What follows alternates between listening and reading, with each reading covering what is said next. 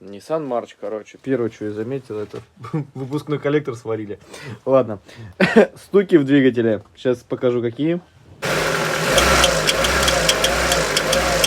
Под крышкой найдена эмульсия. Вот, посмотри. Вон.